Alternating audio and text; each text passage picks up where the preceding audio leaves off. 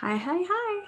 Hi, everyone. My name is Celeste Gottschalk. I'm the coordinator over at Cal State San Marcos, and I'm so excited to talk about today's tour of Disneyland locations that you can actually visit in real life.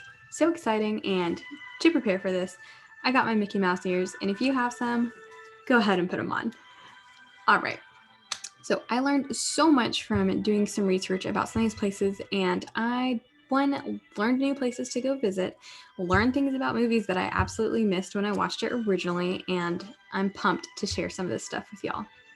So we're gonna get our start at none other than Disneyland Resort, because where would we be if it wasn't for the man himself, Walt Disney?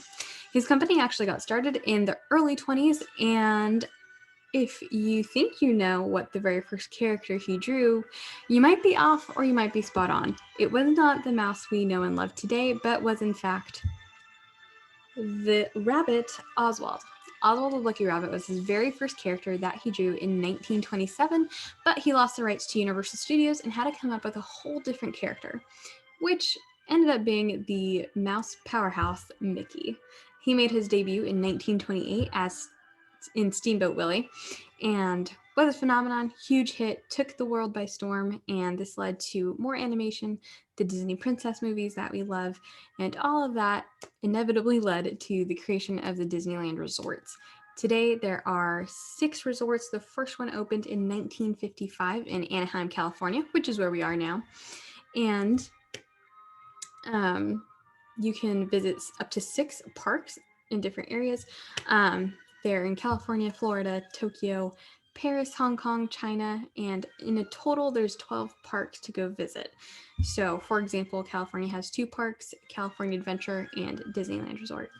So, lots to see and do here. This is a picture for when they first opened, again, back in 1955. And we're going to go ahead and get started. I'd like to mention that there are a ton of Disney movies out there, so it's really hard to condense this tour into a very short version, but there's so many places to go see, so I would encourage y'all to do your research and add some places to your list that I didn't mention here. With that being said, we're going to go ahead and get to our very first location in the Scottish Highlands at the Elaine Donan Castle, located again in those Scottish Highlands. This is just one of a handful of castles that the animators were inspired by. They actually took several weeks to stay in Scotland, visiting the different castles, collecting flora and fauna, even staging fights in between themselves, because they really wanted to get a deep understanding of what it meant to be here way back then and what that would look like for the fictional castle of Dunbrook, which is obviously where Merida from the movie Brave lives. So it is an awesome movie. I would highly recommend watching it if you haven't already. And the Donan Castle here is surrounded by 3 different rivers that meet on a tiny little island. So really beautiful, and its moody atmosphere provided the perfect inspiration for that. And another castle that I obviously couldn't pick between the two, wanted to show you, that was used for inspiration for the movie Brave, is the Notre Castle. Again, located just off the coast in Scotland. It is stunning. Look at the North Sea. They have these cliffside views. So majestic. You can visit. It's open year round. And again, just a really stunning view here. It was built back in the 1400s to 1600s and obviously inspired the Dunbrook stronghold. And just in the same area, you would find the Callanash stones, which are also featured in the movie as the magic stone circle. Also, which you might find in the movie, if we look closely, Disney's known for dropping little Easter eggs throughout each film. And so here, you might have missed it, I know I did, is a wooden carving of Sully from Monsters, Inc. So I think despite how often I try to tell myself, keep your eyes peeled, I definitely miss 95% of those Easter eggs. Let me know if you're good at filling or finding those characters, because I know I'm not. Our next location is at Big Ben in London, England. It made its debut in the Peter Pan film, which was released in the 40s, I want to say. It is where the children learn to fly thanks to Tinkerbell and take a little tour before going off to Neverland. It was a huge hit. It was originally released and earned $40 million and was re-released in the 80s, making $46.6 million. So huge hit, even more so the second time around. And while it is an older film, it may or may not have an Easter egg. One of the mermaids is said to be in the Mermaid Lagoon, Little Mermaid herself, or Little Mermaid's mother. So I will leave that theory up to y'all to figure out. And just across the way, we are still in London and just going on over to Regent's Park in England. It was commissioned in the early 1800s and opened to the public in 1835, where it's still open to the public now and offers a variety of things to do, from boating to fishing to an open air museum to a zoo. There's just tons and tons of stuff to do here if you're looking for more than just a beautiful stroll through London's nature area. And it served as the inspiration for 101 Dalmatians, as the meeting point for Anita and Roger and their two dogs, Perdita and Pongo. So here's that scenic bridge that we see in the film. And I'll have you note that there are actually over 6 million spots in the film, but not to worry, because this is the very first film where they didn't have to hand draw it. They started utilizing the Xerox technology, which allowed them to transfer drawings way more easy, and they didn't have to hand draw each and every single dot, saving them time, money, and their precious hands. So we're all thankful for that. And just wanted to note that there's a lot of Disney dogs out there, so let me know in the comments what your favorite Disney dog is. Moving on from London, we're going to head on over to France at Mont Saint Michael in particular. So I had no idea this castle existed until I did the research for this tour. It is phenomenal. It really is surrounded by water because it is built on top of a sandbar that, when the tide rolls in, again, gets completely covered in water. So I thought that was really neat. Didn't know a real place like this existed until this research. And its tide rising actually provided some great defense back when it was built in the 400s and lasted as a great defense throughout its history. Obviously not necessarily needed now, but leads for some really awesome pictures. You can visit this place any time of the year and explore the little town within the castle walls and the castle itself. While I'm not sure if they host the lantern ceremony that we see in the film, you might be able to find some really cool recreational opportunities here, like hanging out at the different beaches that are there. There's a huge history point and many more castles to explore. And again, the Easter eggs that you might or might not have missed are Pinocchio and Pumbaa in the tavern that Rapunzel and Flynn go to. So 1000%, I know I missed that when I first watched the film. Also in France, we're going to head on over to a very recognizable building that y'all know from the movie The Hunchback of Notre Dame. So the creators went here, spent weeks studying the stone, the glass, stained glass windows, spires, the gargoyles. They wanted to get every detail right. And some folks believe that the cathedral is covered in Mickey Mouse's, the little ears, but it's not. It's just Gothic architecture. So if you look here, this looks like an upside down Mickey Mouse. That's just Gothic architecture for y'all. And they really did a phenomenal job in getting the details right. Again, they spent a lot of time. This was such an artistic undertaking for them. And if you see here, we have Esmeralda walking inside the cathedral. And here's the exact spot where she's walking through. So again, phenomenal job, Disney. Really outdid yourself. And Easter egg, when Quasi's up on top singing about the world beyond, it pans over to the city and we actually see Belle walking down the street, reading a book, of course, and we see someone airing out their carpet, which happens to be the carpet featured in Aladdin. And I haven't been able to really see it clearly, but it said that the two men here are carrying Pumbaa on a little stick, assuming that he's going to be barbecued or eaten, which is a little morbid for Disney, but that's there. All right, from here, we're heading on over to Require, France. This is one of the most beautiful villages in France if you ever get to visit. They have century-old cobblestones, half-timbered houses that are super colorful. And you could spend the entire day exploring the area, going to the different artisan shops, wineries, museums, and they even have a butterfly garden nearby. So this was the perfect inspiration for the little town that Bella's from. As we can see here in the picture, it looks pretty similar to this walkway. And another spot that you'll find from Beauty and the Beast is the Chateau de Chambord in France. This is an awesome palace that was actually only used as a hunting lodge. It was built by King Francis in the mid 1500s. And again, he was only there for the hunting season. So most of the rooms were unfurnished. And that just goes to show you how royal opulence worked back then. But again, it was the inspiration for Beauty and the Beast, the animation, and the live action film. So if we scroll through here, here is the live action castle. So very similar.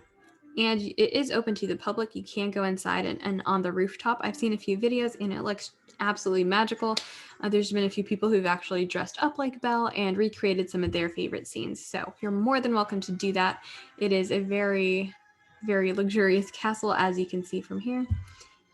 And the Easter egg that we see in the film is when Gaston falls, presumably to his death. That part is confirmed because they have a little skull in Gaston's pupil. So again, Disney with the morbid insertions there. So from France, we're going to head on over to Germany in Rothenburg oder Tauber. This is the town that inspired Pinocchio's town. It's a quaint 13th century Bavarian town, and it even has a fountain that inspired the very fountain we see in the live action film of Beauty and the Beast. But I don't want to steal too much from Pinocchio. I don't know about y'all. It scared me as a kid watching it, but still remains to be one of Disney's classics. Much like Requiem, France, it's very colorful. Buildings and cobblestone streets. There's a ton of stuff to do here. You can see a medieval crime museum. You can go to artisan shops, and I would highly recommend, if you get the chance, to go get yourself a Schneeballen.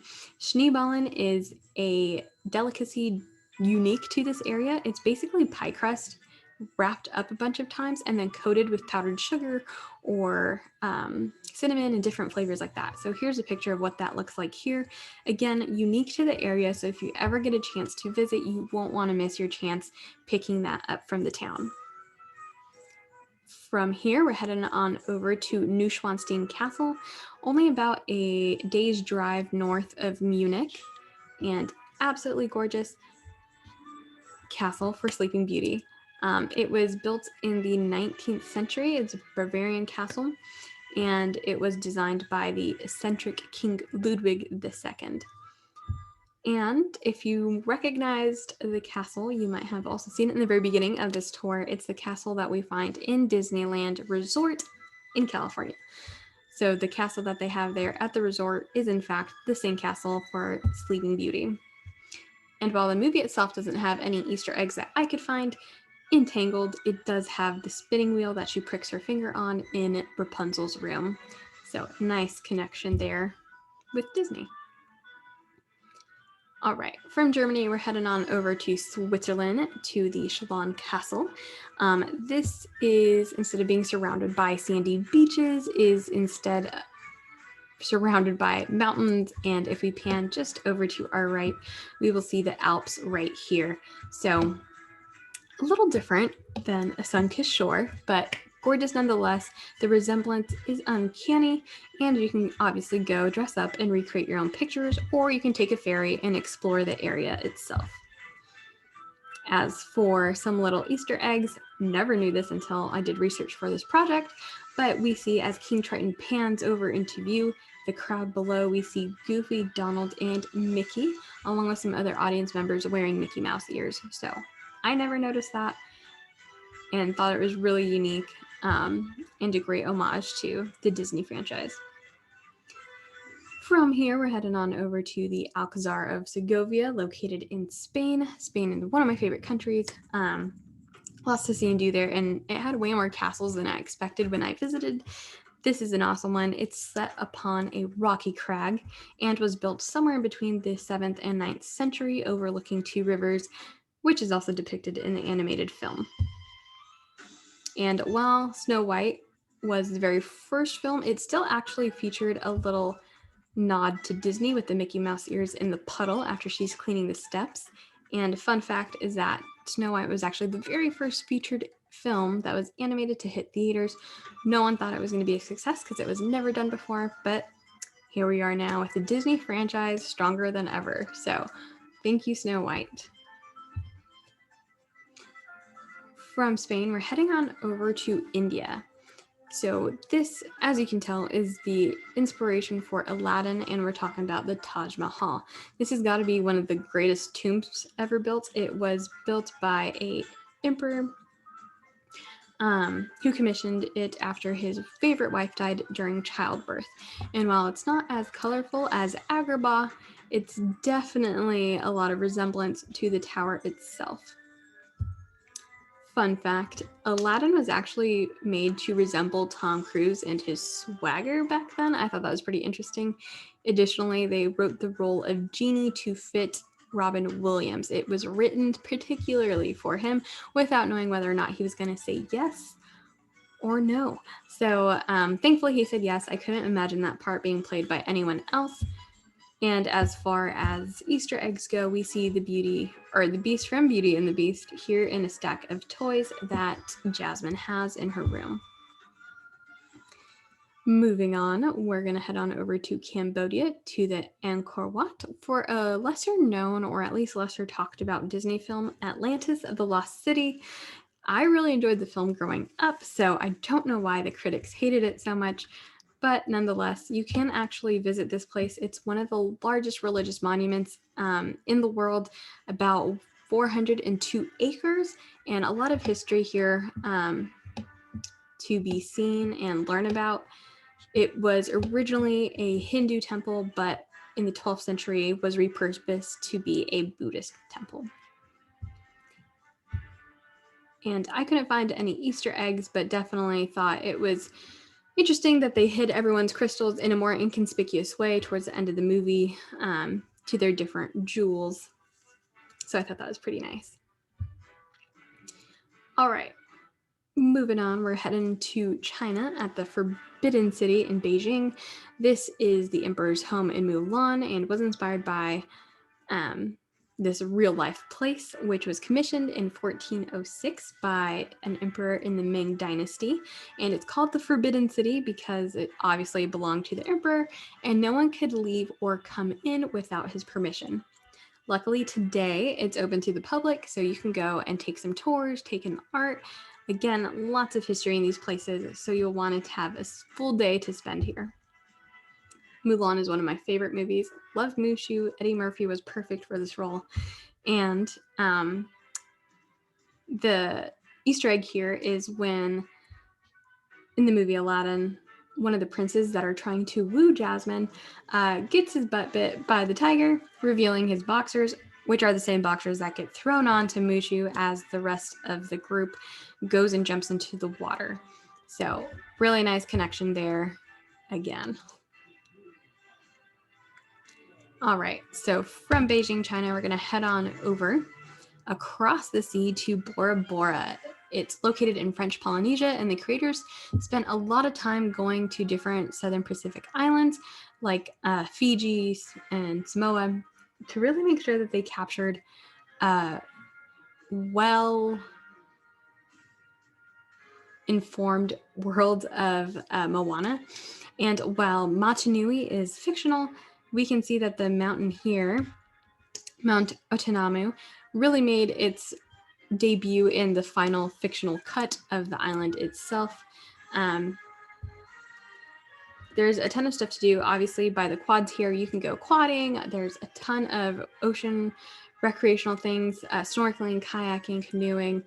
They have these nice little yurts in the middle of the water that you can stay in as well. So if you ever get the chance to visit here, would totally recommend making sure you get in a hike or something because this island's so beautiful. And we see the carpet from Aladdin featured in the film as well, getting dusted by some of the villagers. From Bora Bora, we're going to head on over to Machu Picchu in Peru. Upon my research, I found that The Emperor's New Groove was actually not very well received by critics. I don't know why, because I loved this film growing up. Krunk was the best, most lovable henchman you could ask for, so I don't really know what their issue was with the movie. It is based on Machu Picchu as Pacha's village, and if we pan just over to our right, we can see a house that looks like a lot of the houses here in the film. It's open to tourists.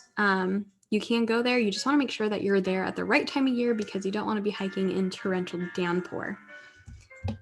And as for Machu Picchu itself, it was believed to have been built by an Incan emperor a long, long time ago. And after the Spanish conquest, it was forgotten to the outside world until 1911 when it got rediscovered.